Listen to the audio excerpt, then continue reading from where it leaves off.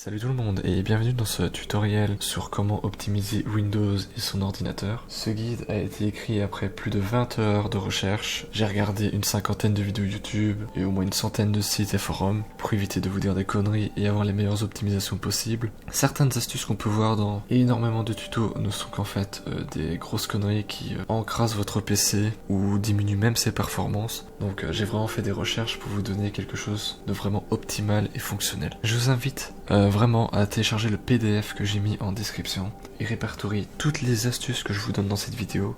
Normalement vous aurez plus d'informations dans le PDF vu que je vais essayer de gagner du temps dans la vidéo pour éviter qu'elle prenne 1 heure. Donc je vous invite vraiment à le télécharger et à suivre la vidéo en même temps que le PDF. C'est vraiment important. Et à certains moments je touche par exemple au BIOS, au périphérique système, des endroits dangereux pour les personnes qui savent pas ce qu'ils font. Donc je vous invite vraiment à être vraiment attentif à ce que je dis ou à ce qui est écrit dans le PDF. Je vous invite surtout à croire plus le PDF à ce que je dis parce que le PDF je peux le mettre à jour alors que la vidéo je ne pourrais pas la mettre à jour. Donc je vous invite vraiment à lire le PDF en même temps que la vidéo. Et pour les parties comme j'ai dit par rapport au BIOS enregistré tout ça, si vous êtes vraiment pas sûr de ce que vous faites, ne touchez à rien. Vaut mieux éviter la casse. Je vous invite également à regarder les timecodes dans la description parce que ici nous allons commencer par un formatage, mais si vous ne voulez pas formater votre ordinateur vous pouvez passer à l'étape 2. Je vous invite à lâcher un like et à laisser un commentaire à la fin de la vidéo et peut-être vous abonner si vous en avez envie, ça me ferait vraiment plaisir, ça serait un peu ma petite récompense. Et du coup je vous dis bon visionnage et bon courage. Nous allons voir comment formater Windows proprement. Donc nous allons l'installer sur une clé USB. Pour commencer, nous allons télécharger Windows. Donc on ouvre notre navigateur. Nous écrivons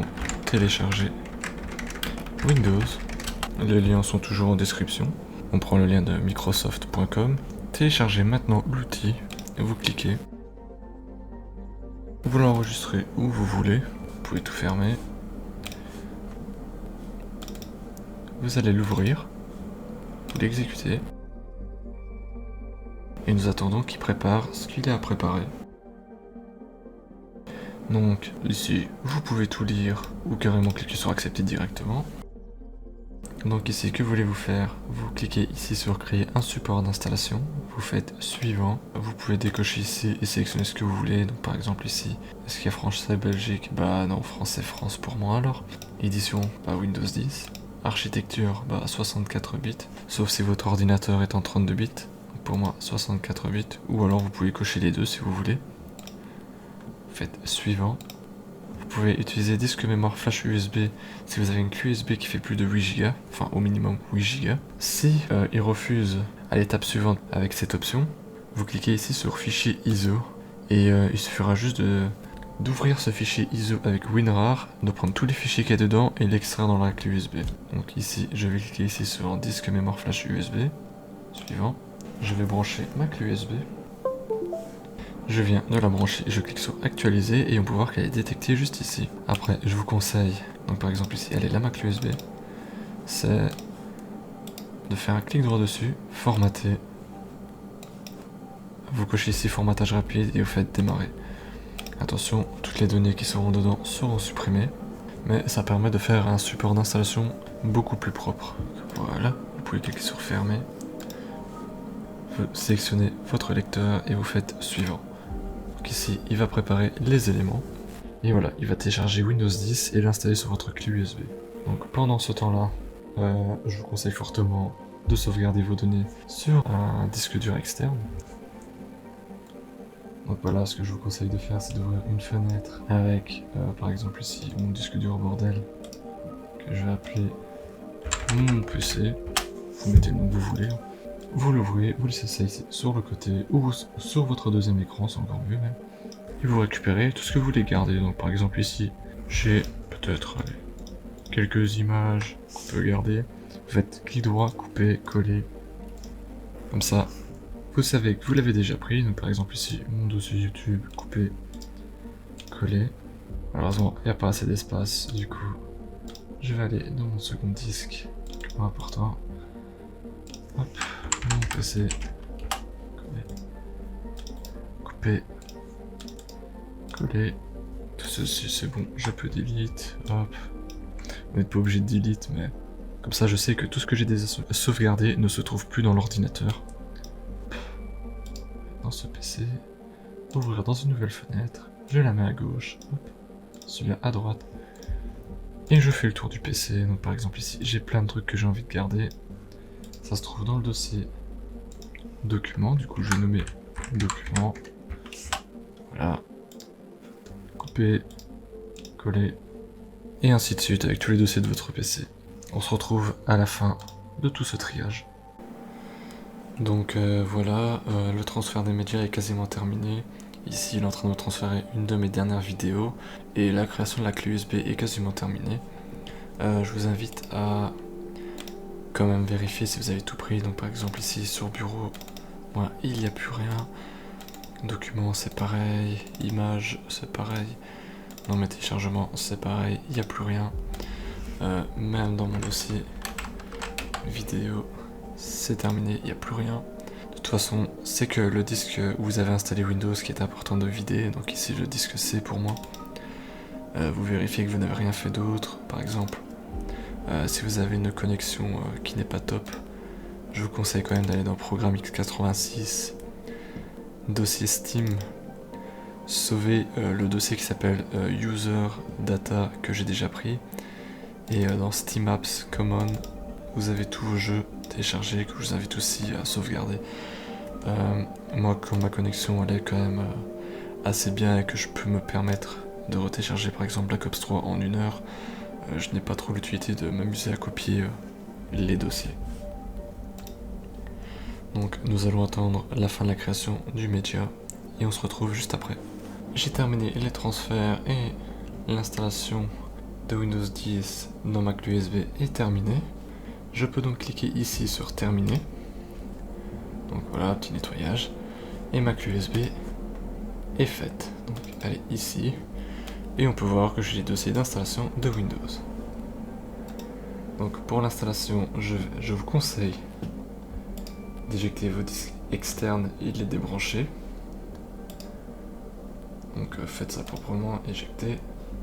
Voilà. Donc, je vais les débrancher. Je stoppe la vidéo et je passe sur mon appareil photo. Donc nous voilà sur l'appareil photo. Donc ce que nous allons faire, c'est éteindre le PC. Donc arrêt complet. Vous branchez la clé USB. Vous avez installé Windows dessus dans le PC. Vous pouvez démarrer l'ordinateur. Et préparez-vous à spammer la touche F2 ou Delete de votre clavier pour aller dans le BIOS. Si aucune de ces touches ne fonctionne, je vous invite à regarder sur internet avec votre téléphone pour savoir quelle est la touche pour accéder au BIOS de votre carte mère. De toute manière, vous devrez le voir au menu de démarrage de votre PC. Voilà, appuyez sur Delete ou F2 pour entrer dans l'UEFI BIOS Setting. Donc une fois dans votre menu de carte mère, donc pour les récents vous avez accès à la souris, pour les anciens c'est toujours avec le clavier. Donc vous chercherez un endroit qui s'appelle boot ou séquence de démarrage. D'ailleurs je vais mettre mon BIOS en anglais. Comme ça, ceux qui sont sur les anciens BIOS, vous avez quasiment les mêmes menus d'options. Donc vous cherchez un truc qui s'appelle boot, boot priority pour moi par exemple. Et vous mettez en premier la clé USB que vous avez branchée. Donc voilà, je l'ai mise au-dessus en déplaçant avec ma souris. Pour les vieilles cartes mères, donc les vieux BIOS, vous devrez cliquer avec le clavier et il est déplacé avec les touches de direction. Une fois que vous avez mis ça en boot priority, je vous invite à aller dans les options avancées et de chercher dans les menus SATA configuration et SATA mode. Une fois que vous avez trouvé SATA mode, vous le mettez en AHCI. C'est important, ça permet au SSD et au disque dur d'être plus rapide. Vous pouvez quitter le BIOS, donc vous cliquez sur Exit, ou vous allez sur Exit avec votre clavier, et vous faites Save, Changes and Reset. Une fois que c'est fait, vous faites OK, et l'ordinateur va redémarrer. Si tout est fait correctement, normalement, il devrait démarrer sur votre clé USB. Voilà, pendant qu'il est en train de charger les fichiers, je vous conseille de débrancher votre ordinateur de son accès internet. Donc je vais retirer la prise qui est à mon CPL. Voilà.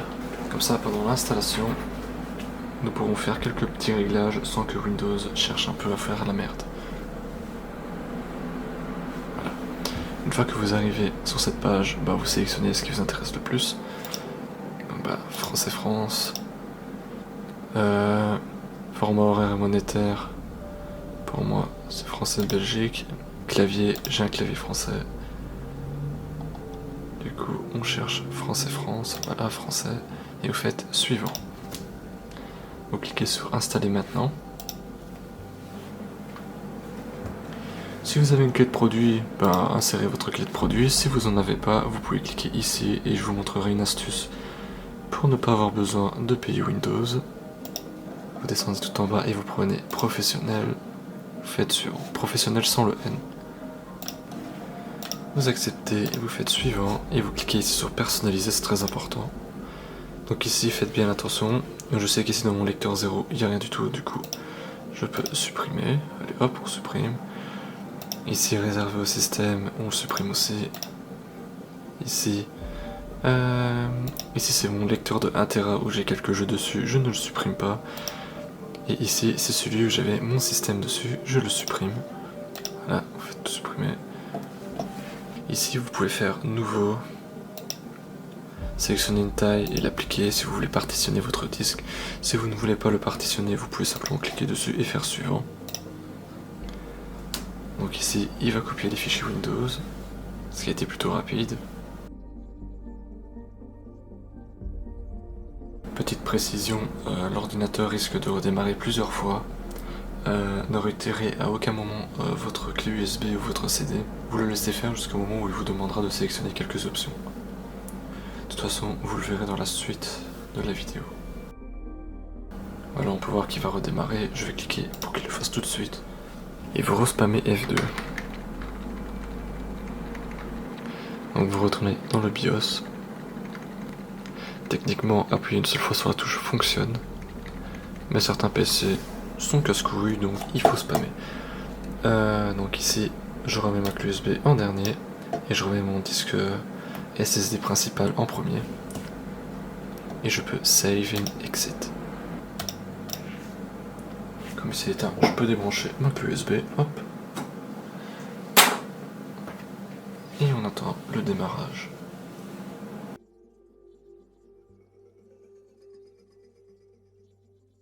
Donc ici, vous sélectionnez votre région, il suffit juste de suivre les indications.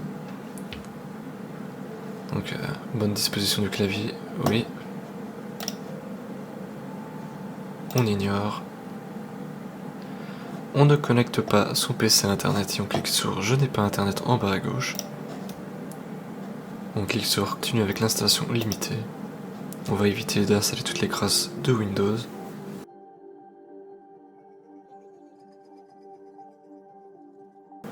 Et là on reclique encore sur je n'ai pas internet. Continuez avec l'installation limitée. Si vous donnez le nom à un PC, donc moi je vais mettre Ludo, suivant. Si vous voulez un mot de passe, vous mettez un mot de passe. Si vous en voulez pas, vous pouvez carrément cliquer sur suivant. Voilà, ici vous faites ne pas utiliser la reconnaissance vocale. Non. Toujours non. Que les données obligatoires, vous faites non. Non. Toujours non.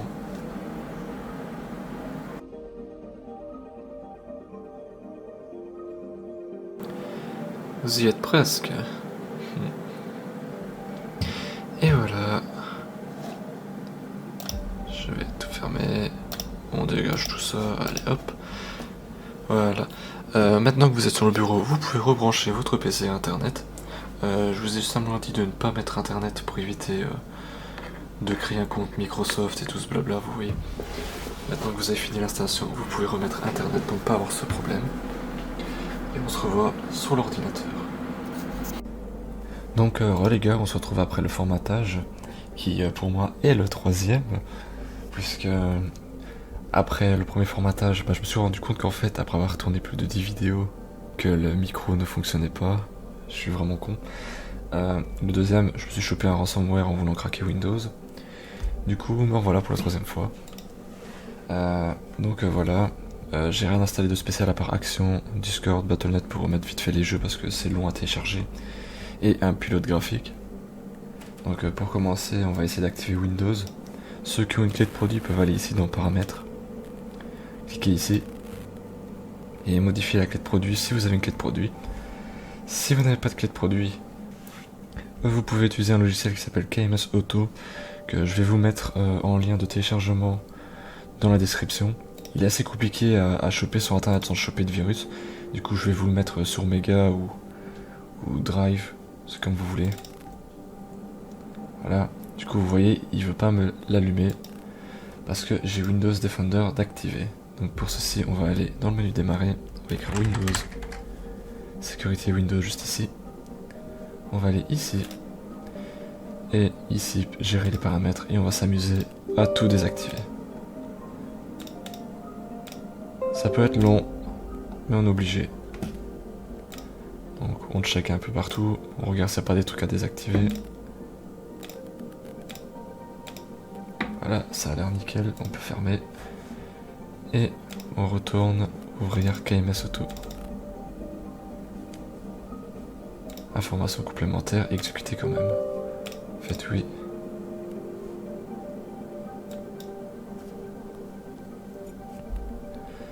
Voilà, il vous ouvre un bloc-notes, on s'en fout complètement, on ferme tout. On clique ici sur activation. Vous allez voir ici en bas, il est écrit activer Windows en bas à droite de mon écran. Quand je vais cliquer ici, il va disparaître tout seul. On attend un petit peu. Et voilà, Windows est activé.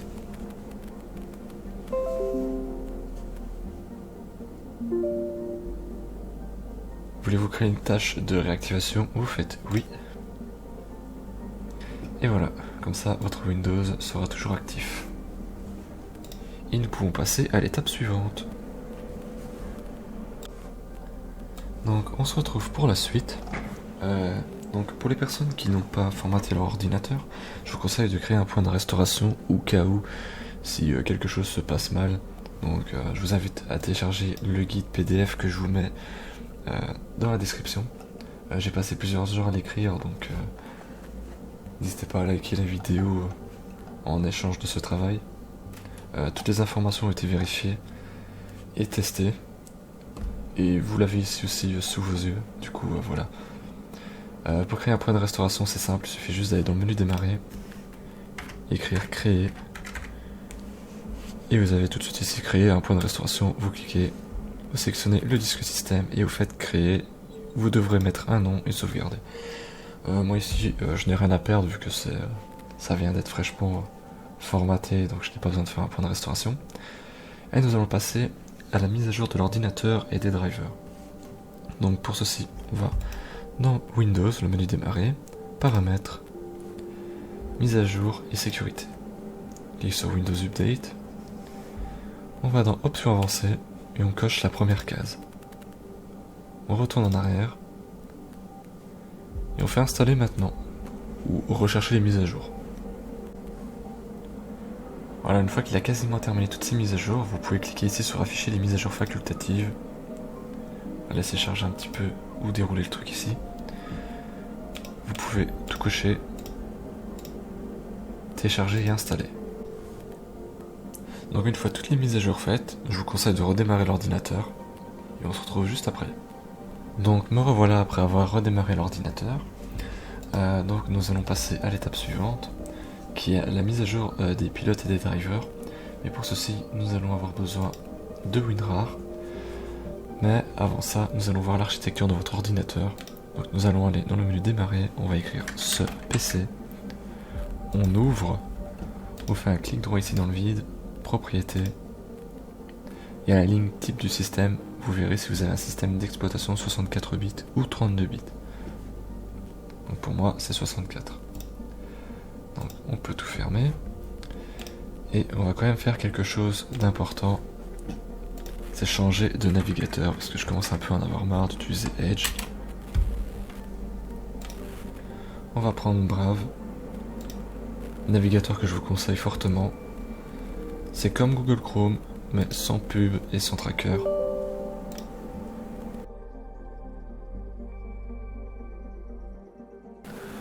Donc voilà, Brave est déjà installé, ça se fait en 2 secondes. On peut sauter la visite guidée. Tout ce qui est là à droite, vous pouvez cliquer sur les 3 petits points, vous faites cacher. Généralement, la plupart d'entre nous n'allons pas utiliser ça. Vous pouvez importer vos données des autres navigateurs si ça vous intéresse. Ce qu'on va faire, c'est juste faire 2-3 paramètres en allant ici dans l'engrenage. On va aller dans apparence déjà, on va mettre en sombre. Voilà, comme ça fait déjà du bien aux yeux. On va aller dans nouvel onglet. Non, on va d'abord aller dans premier pas. On va cliquer ici sur ouvrir la page nouvel onglet. On descend un petit peu. On descend encore. Et ici, un moteur de recherche, vous pouvez remplacer Google par DuckDuckGo ou Start Page. En ce moment, je suis un peu sur Start Page, je trouve ça pas trop mal. Et voilà. Du coup, voilà, Brave est déjà configuré. Vous avez un bloqueur de pub intégré et tout. Donc vous pouvez aller sur YouTube sans pub. Et c'est tranquille. Donc ce que nous pouvons faire maintenant, c'est aller chercher WinRAR. WinRAR.com. Ici pour les 32 bits, ici pour les 64 bits. On clique, on télécharge, on attend, on fait enregistrer, on peut tout fermer. Et dans l'onglet PC, téléchargement, pour voir plus clair, je vais supprimer tous les autres. Hop, on installe WinRAR, installer. Vous ne cochez pas le jar, sinon vous allez avoir des problèmes après avec Java. Faites OK, terminé. Hop, vous pouvez fermer, vous pouvez supprimer. On vide la corbeille pour faire ça proprement. Voilà, nous avons WinRAR. Maintenant, nous pouvons aller télécharger Drivers Cloud. Hop. Donc 32 bits ou 64 bits. Pour moi, c'est 64. On enregistre. On attend, c'est fini. On peut fermer. On peut aller dans les téléchargements. Clic droit dessus. Extraire vers Driver Cloud. Hop, on peut supprimer l'archive. On va couper Driver Cloud et on va le mettre dans Documents pour faire ça proprement. Donc on peut l'ouvrir et on lance l'exécutable. Donc vous allez cliquer sur Détecter.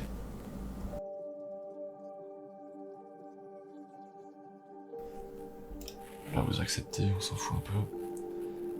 Ici vous avez un résumé de votre ordinateur si ça vous intéresse. Mais nous on va aller dans l'onglet Mes pilotes. Vous cliquez. Et ici vous cliquez sur Installer pour qu'il télécharge tout d'un coup. Ou alors vous pouvez faire un par un en cliquant ici sur les liens de téléchargement. Pour aller plus vite, je vais cliquer ici. Je vais fermer ceci. Je vais le lancer. Et je fais installer. Depuis une récente mise à jour de Driver Cloud,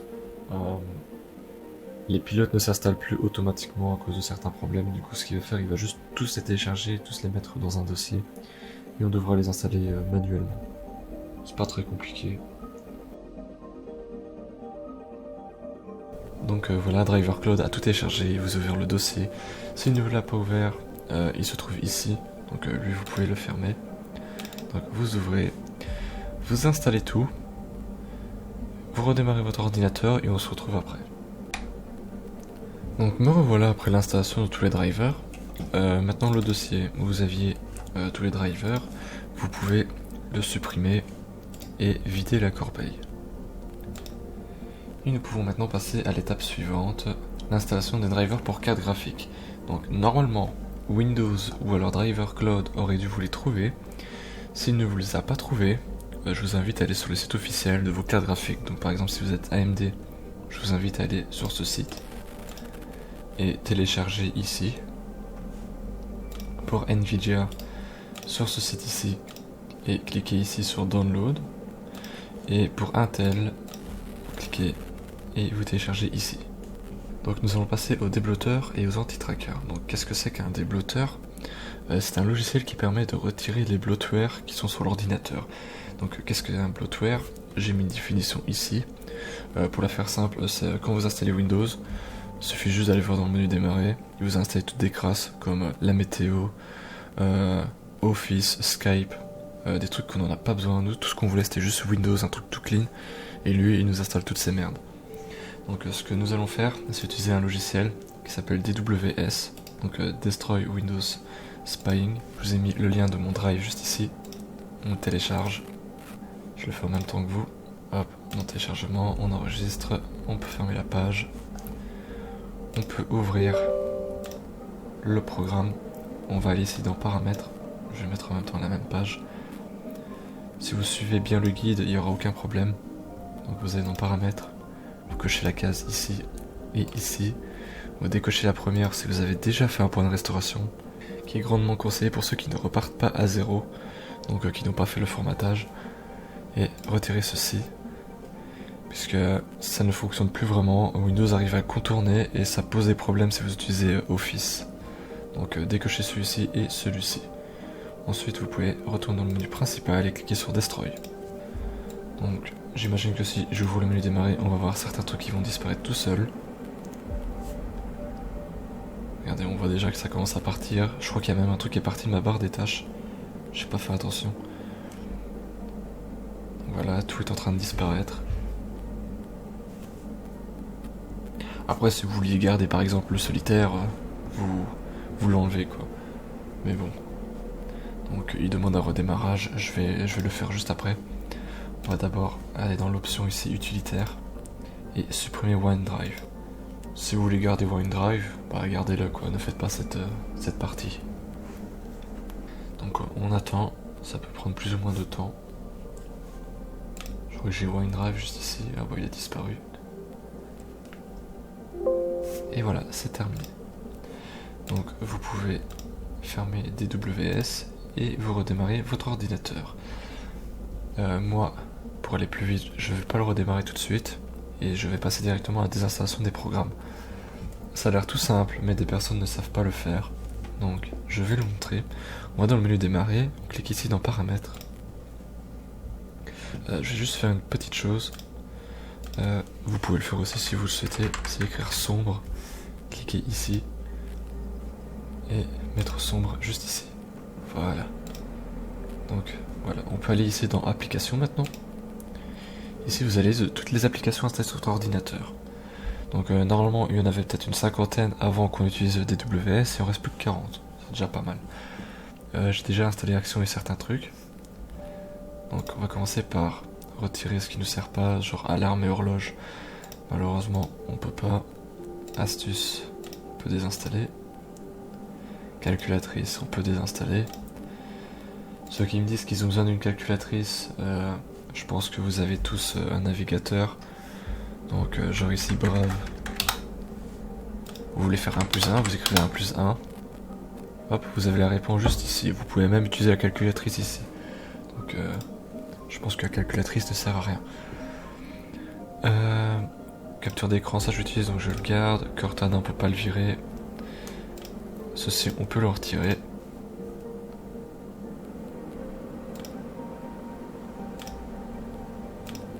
Hop, de la communauté, hop, de commentaires, on retire. Edge, on peut pas, et même en forçant, Windows finit par le réinstaller, donc ça sert à rien.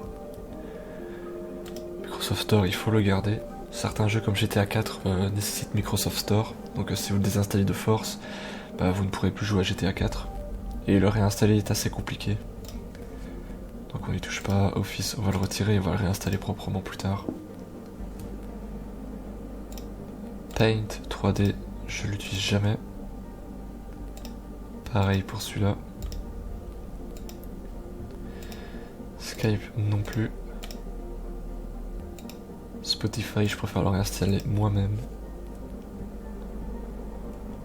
Voilà, une fois que vous avez fait un bon tri ici, vous pouvez aller ici dans fonctionnalités facultatives et vous avez encore toute une liste. Donc assistance Microsoft, on peut la retirer. Le bloc-notes, je vous conseille quand même de le garder, on ne sait jamais. De toute façon il fait que 632 kilooctets, c'est rien du tout. Client OpenSSH, on peut supprimer. Console de gestion, on retire aussi. Généralement, quand vous avez une imprimante, vous installez les logiciels de l'imprimante, donc les logiciels Windows servent à rien. Enregistreur d'action, on retire aussi. Environnement d'écriture de script intégré, allez, on retire aussi. Internet Explorer 11, je crois que j'ai même pas besoin d'en parler. Lecteur Windows Media, ça je le garde. Microsoft Paint, je le garde aussi. Écriture mathématique, bah comme mon écran n'est pas une tablette et que je vais sûrement pas écrire des signes mathématiques avec ma souris, je peux le retirer. Reconnaissance des visages Windows Hello, j'ai pas de cam, hop. Télécopie et numérisation, on retire aussi. WordPad, il me sert à rien vu que je vais installer Office plus tard. Et voilà, vous pouvez juste simplement garder bloc-notes, lecteur Windows Media et Microsoft Paint, c'est suffisant. Vous pouvez même les retirer si vous le souhaitez. Genre si vous installez VLC, vous pouvez retirer ceci. Vous installez Notepad++ ou Sublime Text ou autre chose, vous pouvez retirer bloc-notes. Microsoft Paint, bah, si vous l'utilisez jamais et que vous avez Photoshop, bah, vous pouvez retirer tous les trois. Donc voilà, on peut retourner maintenant à la suite du tutoriel, qui est réduire les programmes au démarrage de Windows. Donc ça, on peut fermer. Je vais mettre ça ici. Pour ce faire, ici en bas, sur la barre des tâches, vous faites clic droit, gestionnaire des tâches. Normalement, je pense qu'il est comme ça. Vous cliquez ici sur plus de détails, puis vous allez dans le menu démarrage. Ici, vous avez la liste de tous les programmes qui se lancent en même temps que Windows. Donc par exemple ici, j'ai Discord, j'allume mon ordinateur, Discord va s'allumer automatiquement.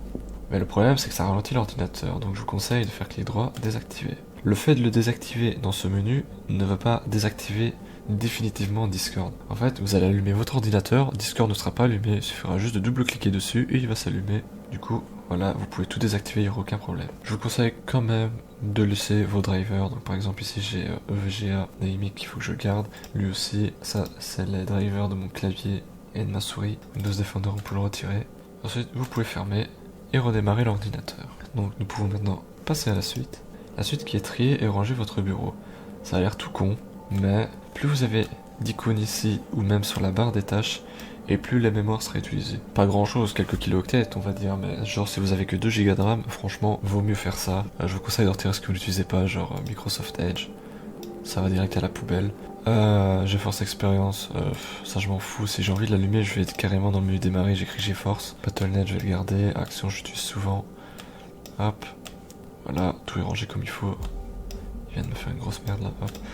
On vide la corbeille, hop. Ici la barre des tâches, on peut retirer Edge, on peut retirer Microsoft Store. Brave, je vais quand même le glisser en bas, c'est pas trop mal.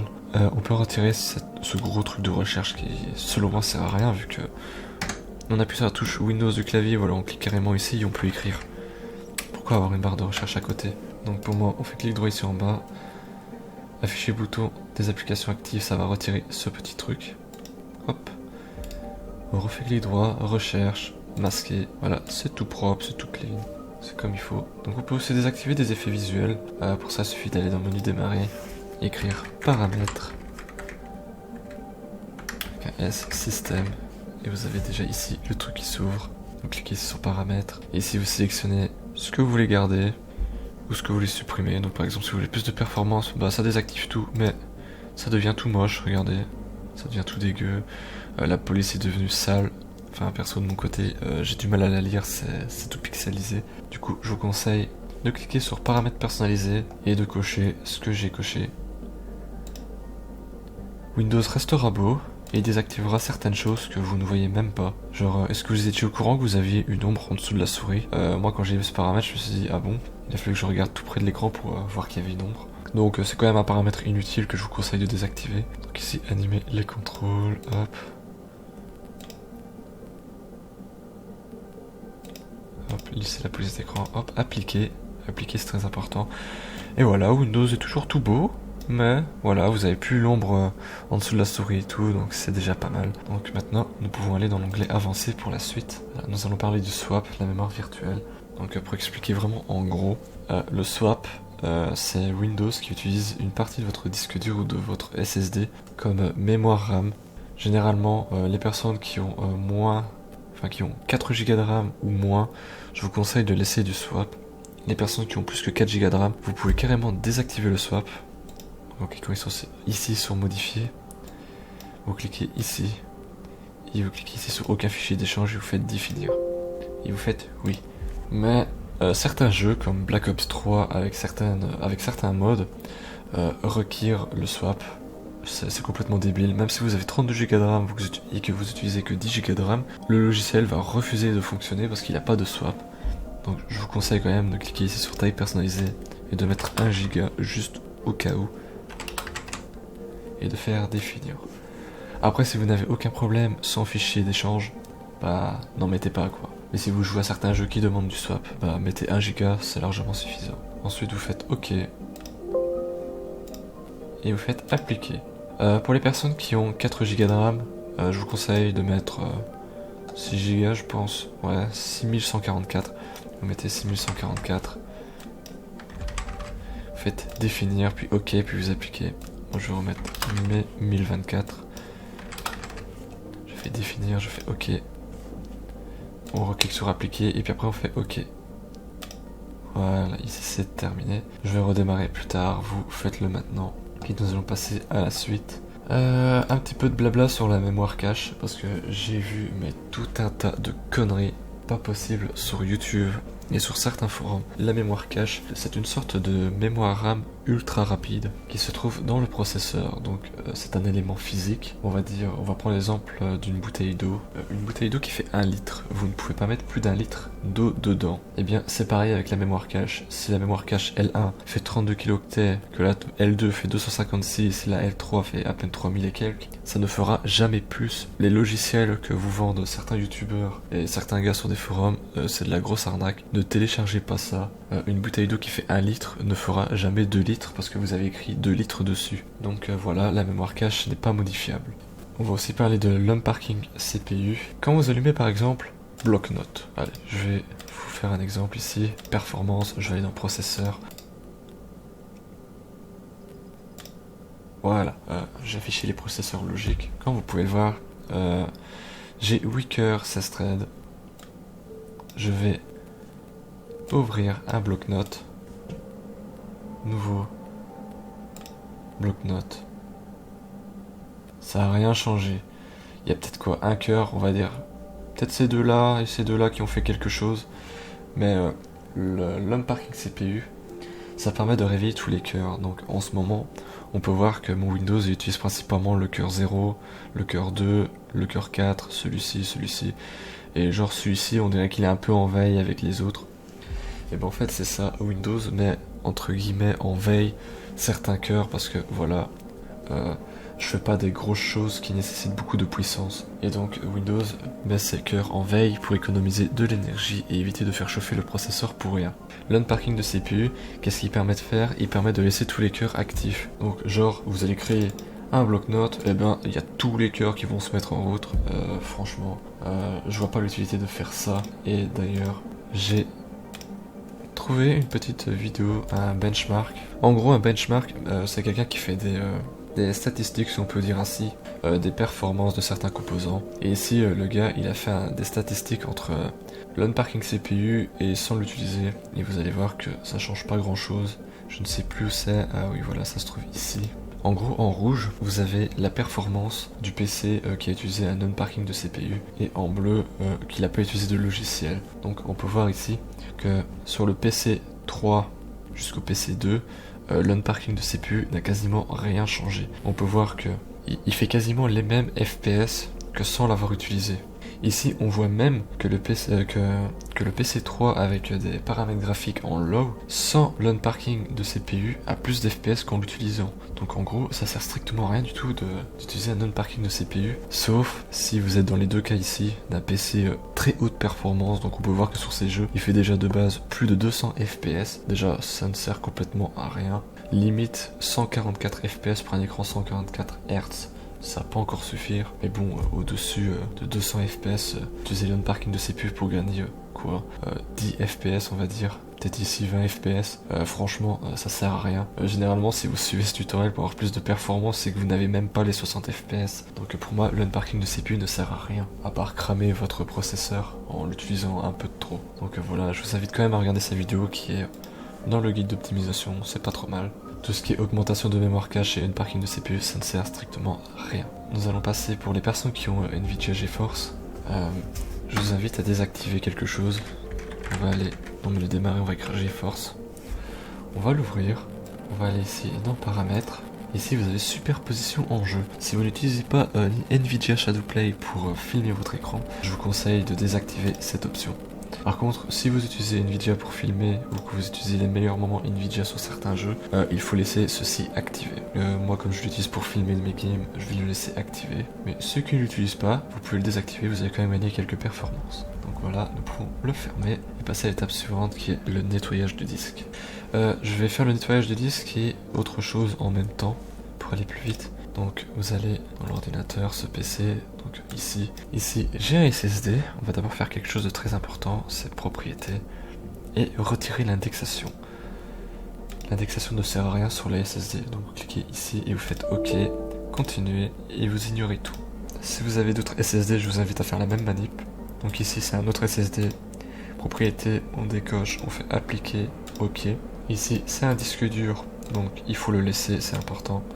Et les disques durs externes, vous ne pouvez pas le faire.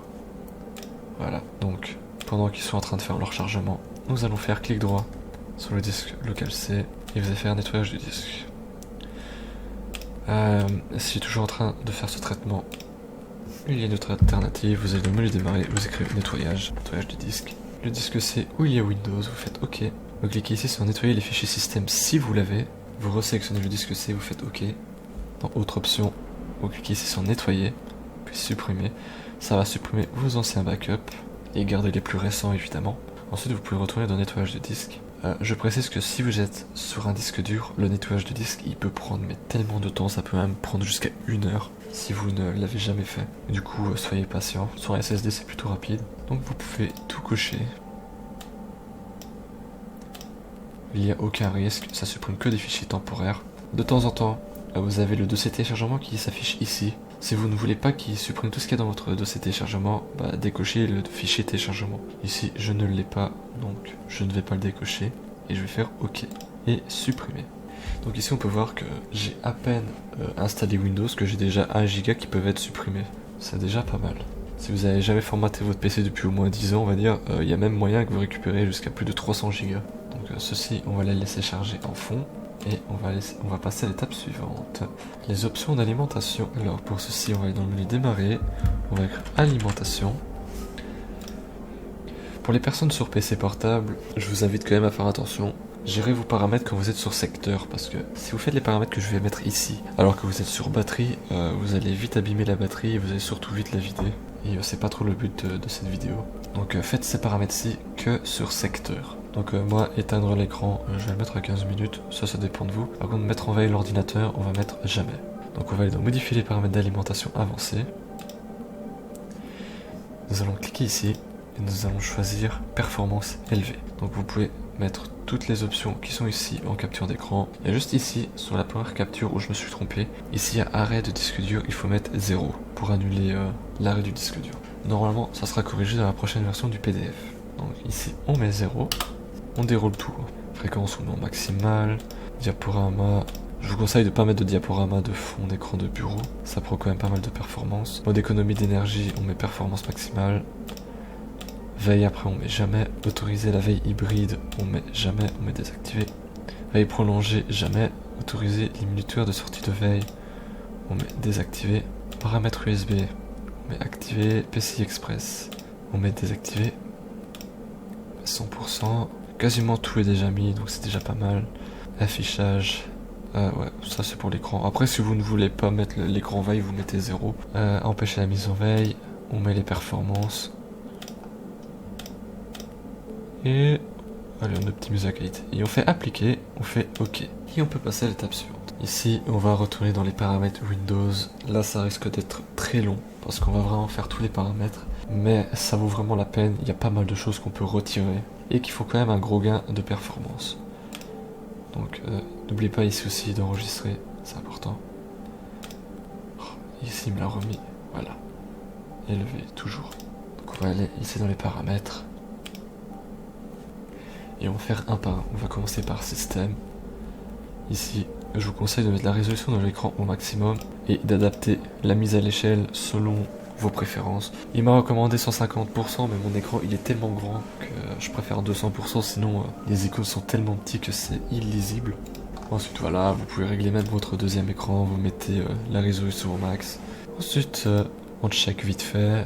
Ici, non, ça va, c'est tranquille. Les notifications et actions, ça, je vous conseille de tout retirer. Ici, assistance de concentration. À la rigueur, ça, vous pouvez le laisser. Alimentation et mise en veille, on vient de le faire. Stockage, il n'y a pas grand chose à faire. Tablette, j'en ai pas. Multitâche. Ça, on va laisser. En fait, je pense que tout ce qui reste ici, on peut le laisser. À part ceci, on peut le désactiver. Ça, on laisse. Bureau à distance, on désactive. Ça, c'est bon. C'est bon. On retourne en arrière et on peut aller dans périphérique. Donc ici, nous avons tous les appareils qui sont normalement connectés au PC. Si vous avez connecté des appareils par le passé et que vous ne les connectez plus, je vous invite à les retirer. Mais moi ici, on voit que j'ai mon clavier, que j'ai mon casque, mon écran, mon micro, mon autre écran, un disque dur externe, donc je ne vais rien retirer. On peut passer à imprimante et scanner. Ici, les fax, je pense que plus personne n'en a, donc vous pouvez les supprimer sans problème. Après, ça aussi on peut retirer. Et ça je le garde parce que parfois j'ai envie de transformer certaines choses en PDF, donc je vais le garder. Alors, on peut aller dans souris, ou régler si vous avez quelque chose à régler. La saisie, on va laisser comme c'est. Ça, on peut laisser pareil et pareil. On peut retourner en arrière. Téléphone, il n'y a rien. On peut retourner en arrière. Réseau, je pense que c'est net aussi, il n'y a pas grand chose. Oui, on peut laisser comme ça. Personnalisation, là ça dépend de vos goûts. Hein. Vous mettez une image, vous l'adaptez comme vous voulez. Vous choisissez votre couleur. Les effets de transparence, vous pouvez les désactiver. Ça change juste quelques petits trucs. Mais franchement, désactiver ça, ça fait quand même un petit gain de performance, c'est pas trop mal. Donc, écran de verrouillage, on peut laisser. Les thèmes, c'est à vous de choisir. La police aussi. Démarrer. Ici, vous pouvez retirer les suggestions. La barre des tâches. Il me semble que c'est parfait. On peut laisser comme c'est. Pour retourner en arrière, on peut retourner dans l'onglet application. Faites encore un tour ici parce que parfois quand vous faites des mises à jour Windows, ça revient, c'est très embêtant. Pareil pour ici. Voilà, c'est bon. Application par défaut. Alors, en lecteur de musique, je vous conseille le lecteur Windows Media. Ou alors je vous conseille d'installer VLC ou un autre logiciel qui s'appelle MPC-HC je crois ou MHCPC, ils sont pas trop mal. Pareil, ici on laisse ça, pareil. Navigateur web, je vous conseille de mettre Brave, modifier quand même. Voilà, carte hors connexion, normalement il n'y a rien. Ici aussi il n'y a rien. Là c'est pareil. Et démarrage, c'est ce qu'on a dans ici, donc c'est bon. Hop, on peut retourner en arrière. Paramètres de compte. Là, c'est vous qui décidez, mais je vous conseille de ne pas mettre de compte Microsoft lié au PC. Pour éviter les connexions superflues. Heure et langue, tout dépend de vous aussi. Jeu, là c'est très important. Xbox Game Bar, vous retirez ça. Et vous retirez ça aussi. Pareil pour la capture, on retire tout. Généralement, si on désactive ça, ça désactive ça aussi. Le mode jeu, on peut le retirer. Et ici, tout est fait. Option d'ergonomie. Et bien ici, tout dépend de vous, encore une fois. C'est chacun ses goûts. Techniquement, il me semble qu'il n'y a rien à désactiver. Tout semble parfait. Peut-être retirer ici dans un narrateur. Si vous l'utilisez pas. Hop. Comme ça vous évite d'activer le narrateur sans faire exprès.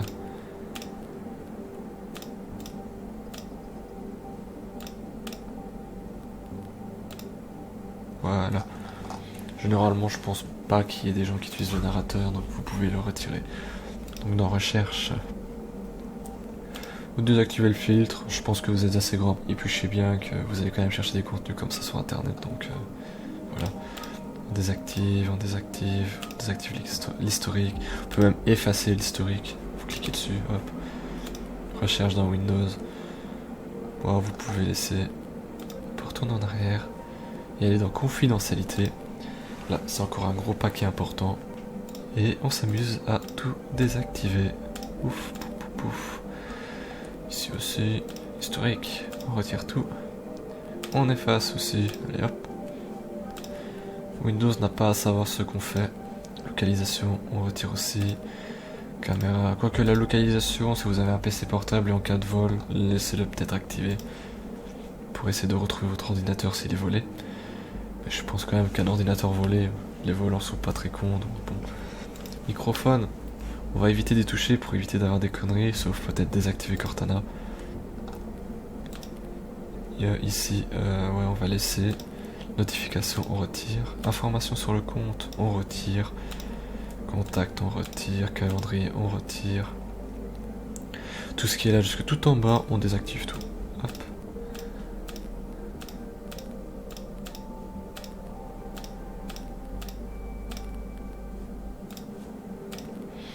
Je sais qu'il existe des logiciels pour faire ça en ligne, mais bon, je n'ai pas vraiment confiance.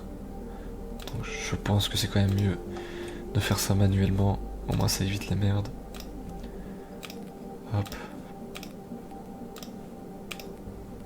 Et voilà. Le plus important, c'était quand même les applications en arrière-plan. On désactive tout. Hop, on peut retourner en arrière et aller dans le dernier onglet Windows et sécurité. Donc, faites toujours des recherches Windows. Et si vous faites une grosse mise à jour Windows, je vous conseille de refaire tous les paramètres qu'on vient de faire, puisque Windows s'amuse à tout réactiver. Donc voilà, optimisation. Dans la rigueur, vous pouvez laisser ça actif. Windows Defender, si vous savez ce que vous faites, vous pouvez désactiver tous ces paramètres. Ici dans sauvegarde, tout a l'air comme il faut. Espace développeur. Ouais, non, tout est correct.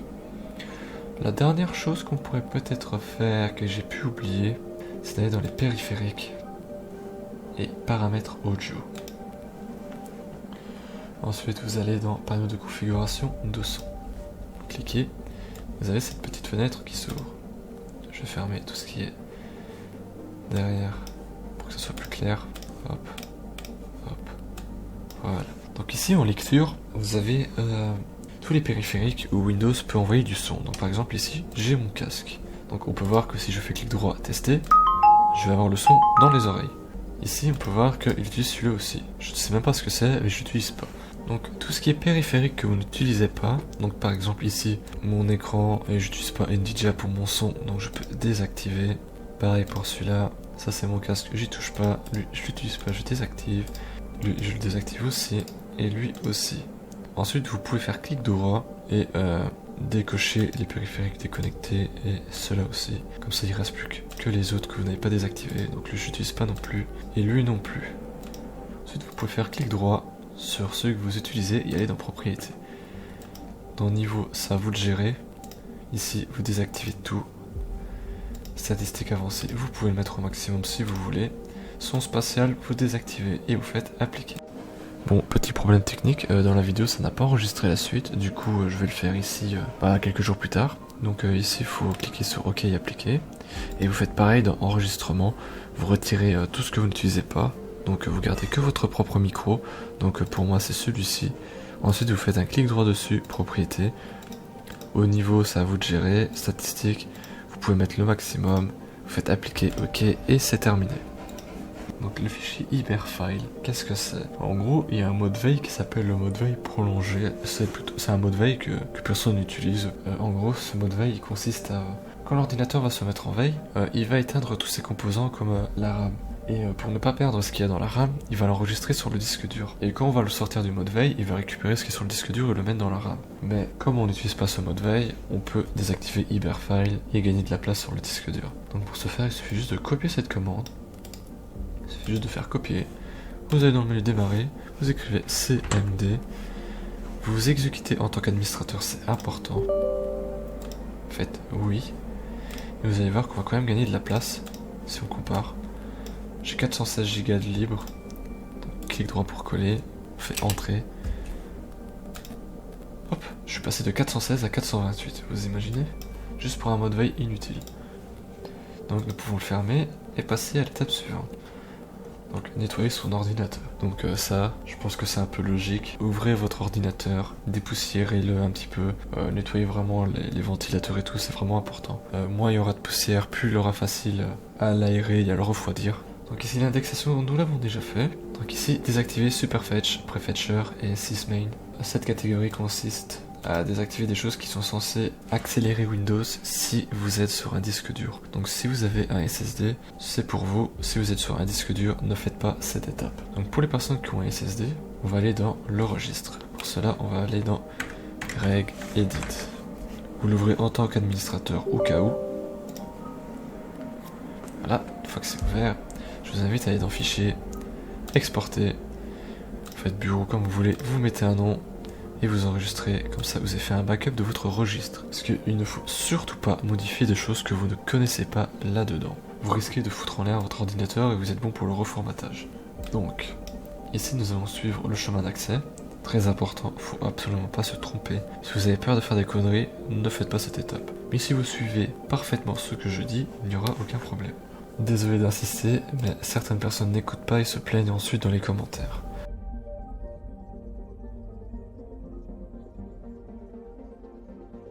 Prefetch, pardon, ouais. Donc ici, on peut voir que j'ai juste ici Prefetcher qui est celui-là. Voilà. On fait clic droit, on fait modifier, on met 0 en hexadécimal, c'est important, et on fait OK. Si vous ne possédez pas Enable Superfetch, je vous conseille de faire clic droit, dword 32 bits. Même si vous êtes en 64 bits, vous mettez 32 bits. Vous écrivez Enable Superfetch. Faites très attention à l'orthographe. Et au majuscule, c'est très important. Vous faites modifier, vous mettez 0 hexadécimal et vous faites OK. Et vous pouvez fermer. Ensuite, nous allons désactiver Sysmain dans les services. Il suffit juste d'aller dans le menu démarrer, on écrit service avec un S. On ouvre un administrateur. Toujours important pour éviter qu'il nous mette des messages d'erreur. On cherche Sysmain, comme ça, tout en bas, quasiment. Il est ici, vous faites clic droit, vous l'arrêtez déjà, ce sera déjà pas mal. Ensuite, vous refaites clic droit, propriété. Et ici, vous faites désactiver et appliquer. OK, on peut fermer. Donc ici, nous allons vider les dossiers temp et prefetch. Normalement, le nettoyage des disques le fait, mais il faut dire que parfois, il fait pas très bien son boulot, du coup, il faut le faire manuellement. Donc, ce sont que des fichiers temporaires, donc il n'y a vraiment aucun risque à de les supprimer. J'ai juste remarqué que sur certains forums, les personnes qui suppriment les fichiers contenus dans temp et prefetch ont certains problèmes avec les LED RGB de leur PC. Donc si vous avez des logiciels pour modifier la couleur des LED, ça risque un peu de bugger. Donc si vous voulez éviter ce problème, ne faites pas cette étape. Il suffit juste de taper temp, enfin pourcentage, temp, pourcentage, entrée. Et tout ce qui est ici, vous pouvez le supprimer. Vous faites CTRL A et clic droit, supprimer. Voilà, vous cliquez ici, vous faites ignorer. Hop, toujours ignorer. Donc ici, il n'a pas voulu supprimer les crashs Discord parce que Discord est allumé, par exemple. Donc, hop, je quitte Discord et maintenant, par magie, hop, je peux supprimer les rapports de crash. Donc une fois que celui-là est vidé, on peut aussi aller chercher Prefetch qui lui se trouve. Donc on va dans le menu démarrer, on va écrire ce PC. Hop. On va dans le disque dur où il y a Windows. Windows, on descend. Prefetch, il est quelque part par ici, il est là. On fait continuer. On fait CTRL A, oups, trompé de touche, hop, CTRL A, clic droit, supprimer. Et voilà, vous avez gagné pas mal de mégas, on va dire. C'est pas là-bas que vous allez gagner des gigas, mais si vous pouvez déjà gagner 50 mégas, c'est déjà pas mal. Donc nous pouvons passer à la suite. N'hésitez pas à lire le PDF, tout est vraiment bien détaillé. Donc maintenant nous allons passer à la désactivation des services inutiles. Ça va prendre énormément de temps vu qu'il faut trouver tout ça et les désactiver. Donc ici, c'est une liste que j'ai pris en screenshot de quelqu'un qui avait déjà fait un bon travail. Les sources sont à la fin du document si vous voulez savoir où je l'ai trouvé. Donc par exemple ici, vous pourrez désactiver carte à puce si vous n'avez pas de carte à puce dans le PC. Donc je vous invite vraiment à lire ça. Le plus important, je pense que c'est celui-ci. Ne désactivez pas le spooler d'impression si vous avez une imprimante. Sinon l'imprimante ne fonctionnera plus.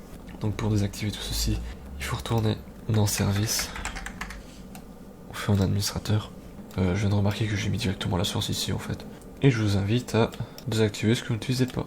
Donc ici, je vais mettre la séquence en timelapse pour montrer que je le fais et qu'il n'y a aucun problème. Et je vous invite à redémarrer l'ordinateur juste après pour vérifier que ça ne pose pas de problème. Si ça pose des problèmes, vous réactivez.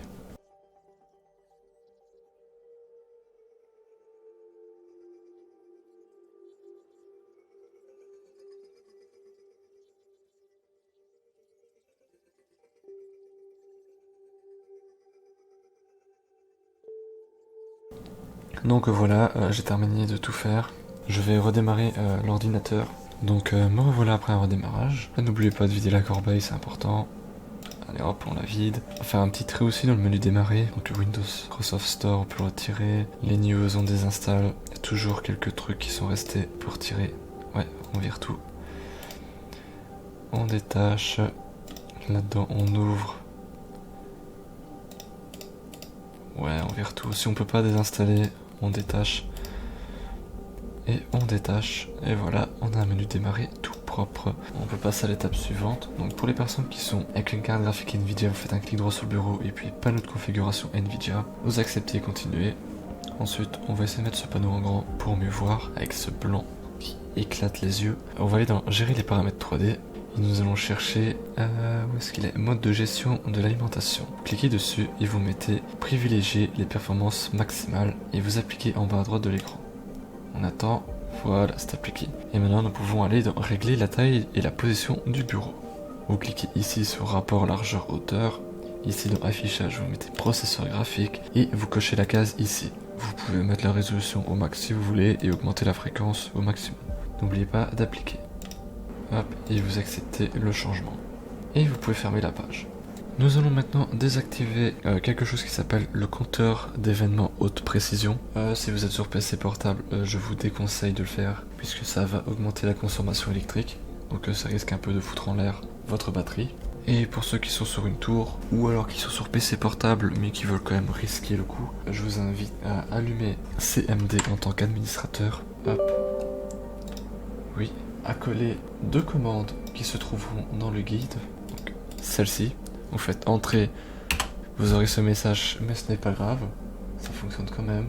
Et vous prenez le deuxième, hop, clic droit, coller, et c'est terminé, vous avez désactivé le compteur d'événements de haute précision.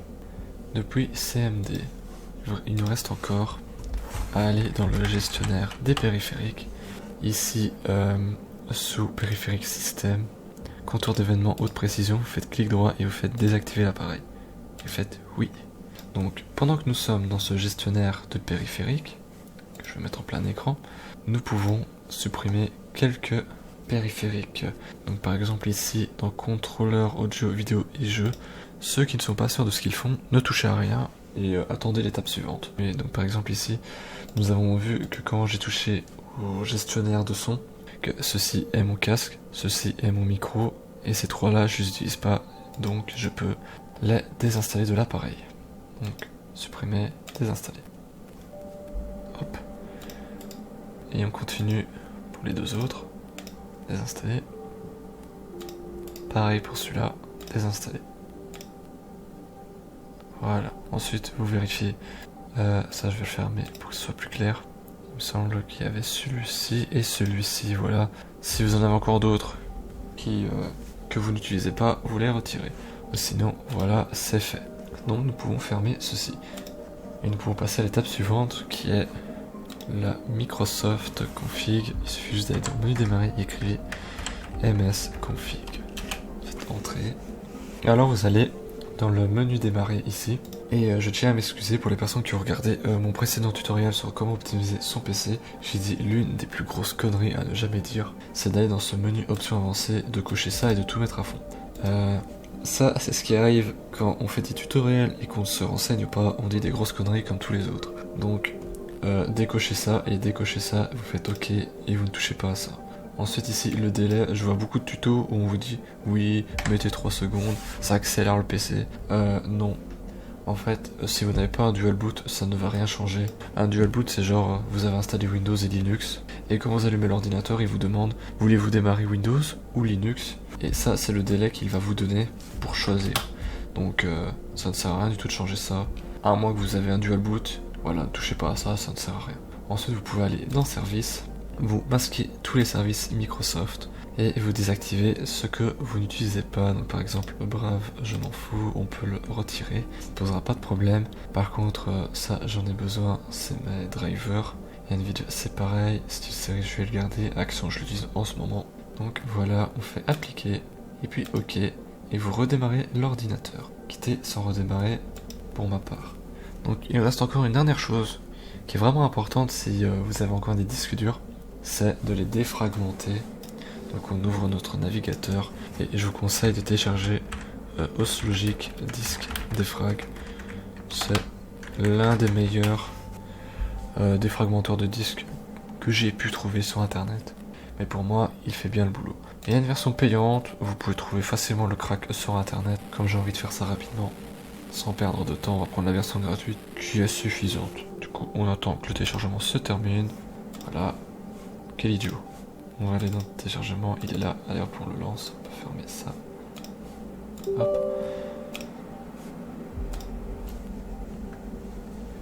Avant de faire le gros bourrin et cliquer sur installer, vous allez cliquer sur custom install. Ça on décoche. Limite vous pouvez laisser l'icône. Vous installez, on attend. Vous faites attention de bien lire parce que parfois il vous installe d'autres logiciels de merde comme Oslogic Boost Speed qui ne fonctionne pas du tout. Voilà, vous faites finish, Oslogic Disk Defrag, hop, vous le lancez, ça charge, voilà. Déjà, première chose très importante, on ne défragmente pas un SSD. Un SSD ça ne fonctionne pas comme un disque dur et ça ne nécessite pas de défragmentation, donc on ne touche pas au SSD. Cochez que les disques durs, par exemple, je vais prendre, allez, disque dur important, et vous cliquez sur défrag. Il va faire le job comme il faut. Vous pouvez en sélectionner plusieurs si vous voulez. Voilà un exemple, on voit tout ce qui est rouge, c'est des fichiers fragmentés.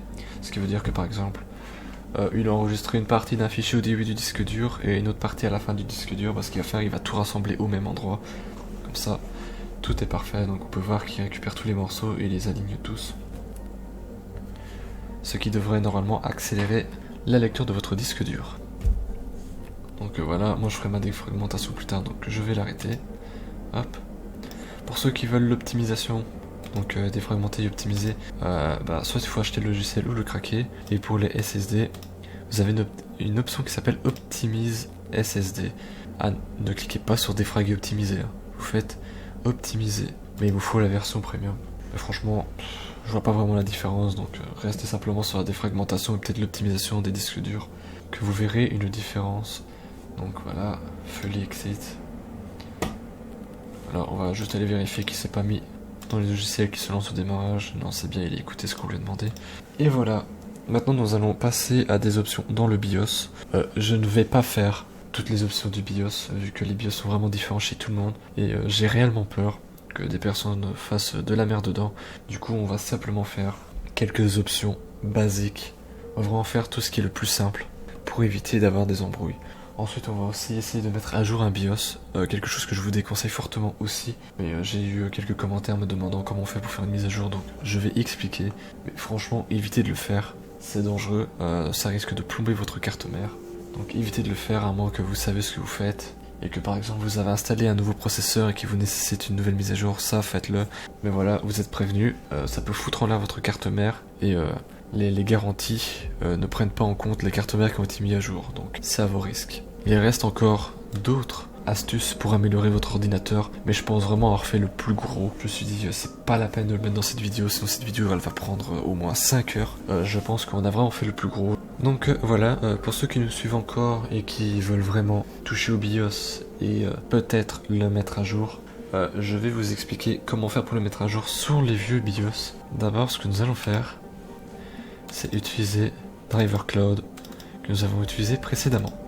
vous l'allumez, vous faites oui et vous faites la détection.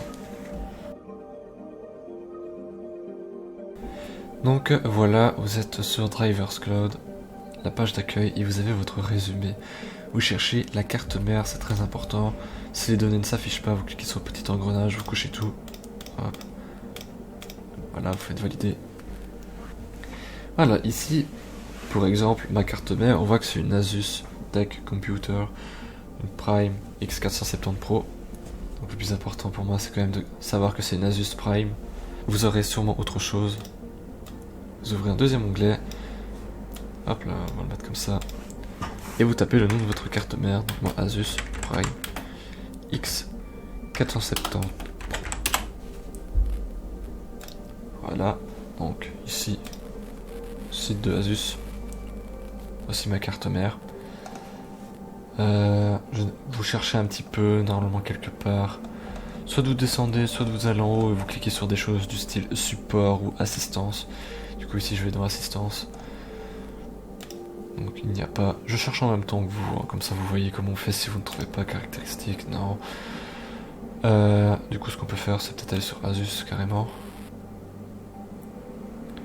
Peut-être dans produit. Non, professionnel. C'est bizarre, normalement ça devrait être dans assistance. Peut-être support. Je ne veux pas de tes cookies. Alors voilà, on va cliquer sur carte mère. Alors voilà, ici il va me demander de choisir un produit. Donc moi c'est une Asus Prime. Modèle Prime X170 Pro. Donc ici driver et utilitaire. Vous cliquez. Voilà. Ici BIOS. Vous cliquez. Ici on voit que c'est une version bêta. Les versions bêta, je suis pas vraiment fan. Il vaut mieux prendre les versions stables. Donc vous prenez une version stable. Ou alors vous prenez vraiment la version bêta si vous avez des infos. Il suffira juste de le télécharger. Sur les cartes mères récentes, vous avez la possibilité de le mettre à jour grâce à des programmes. Donc par exemple ici, hop, je vais fermer tout ça. Je vais le mettre sur le bureau. Ça c'est le fichier du BIOS. Ça, vous allez le mettre dans une clé USB et je vous expliquerai après en caméra qu'est-ce qu'il faudra faire avec. Mais je vous conseille de prendre une clé USB, vous videz tout ce qu'il y a dedans et vous mettez uniquement ce fichier pour ne pas vous tromper. Du coup, maintenant, nous allons passer au BIOS. Ceux qui n'ont pas fait la partie sur comment formater son PC, je vais tout fermer proprement, voilà. On éteint le PC. Voilà. Pour aller dans le BIOS, il va falloir spammer la touche F2 ou la touche Delete. Ça dépend vraiment de votre ordinateur. Certaines personnes, il faudra peut-être spammer F12 ou d'autres touches. Donc pour moi, j'ai remarqué que sur la plupart des PC Asus, MSI, peut-être même Acer, la touche c'est F2 ou Delete. Ici, j'allume le PC, je vais spammer la touche F2 du clavier qui est ici pour moi. Donc on attend. Bon ici comme j'ai deux écrans ça va être aléatoire, bah ouais il va me l'allumer sur celui-là. Voilà, franchement j'essaie de faire au plus propre. Donc voilà, avec votre clé USB, vous l'avez branché avant de redémarrer l'ordinateur j'espère. Vous irez dans le mode avancé. Pour les anciens BIOS, il faudra chercher un truc du style Flash BIOS ou quelque chose comme ça. Donc pour moi c'est Asus Easy Flash. Voilà. Soit je peux faire via stockage. Si vous l'avez dans une clé USB, vous cliquez dessus. Et puis Next. Vous chercherez votre clé USB là-dedans et vous trouverez le fichier et vous appuierez sur OK. Moi, comme j'ai un BIOS récent, je peux le faire depuis internet, ce que je trouve qui est quand même beaucoup plus pratique. Donc je retourne en arrière, je clique sur Asus, je fais via internet, je fais Next. Bon, je le fais pour la science. L'ordinateur va redémarrer, on le laisse faire, on touche à rien du tout. Là on va recliquer sur internet, Next, ouais, DHCP, donc on fait Next. Donc ici, on dirait qu'il a trouvé, donc on peut faire OK. Voilà, télécharge les fichiers. C'est là qu'on va savoir si je perds mon ordinateur pour toujours ou pas. Franchement, je vous conseille vraiment d'avoir une connexion stable parce que je sais pas ce qui se passe si ça coupe en plein milieu. Voilà, ici il me demande si je veux vraiment l'installer. Bah je vais dire ok. Voilà, il charge. Franchement, ne coupez vraiment pas votre ordinateur, c'est pas le moment d'avoir une coupure de courant. Après vous allez me dire pourquoi faire une mise à jour de BIOS. Parfois, certaines cartes mères peuvent accepter des processeurs un peu plus récents, mais pour que ça fonctionne, il faut mettre à jour le BIOS. Parfois, il y a certains bugs qui sont corrigés, il y a même certains patchs correctifs très importants. Donc c'est vrai que dans certains cas, il est vraiment conseillé de le mettre à jour, mais il y a toujours le risque de foutre en l'air sa carte mère. Donc, si vous avez bien évalué les risques et les points positifs, et que vous pensez qu'il vaut mieux le mettre à jour, bah mettez-le à jour. Tous les profils que vous aurez éventuellement sauvegardés ou tous les paramètres que vous auriez modifiés seront effacés. Donc il faudra tout recommencer à zéro.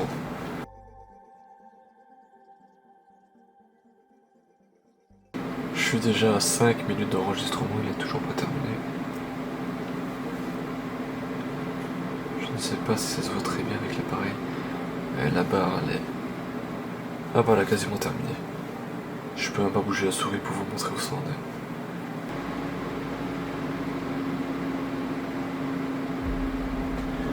est. Et voilà, la mise à jour a été faite avec succès, on peut cliquer sur OK. Ou alors il va redémarrer tout seul.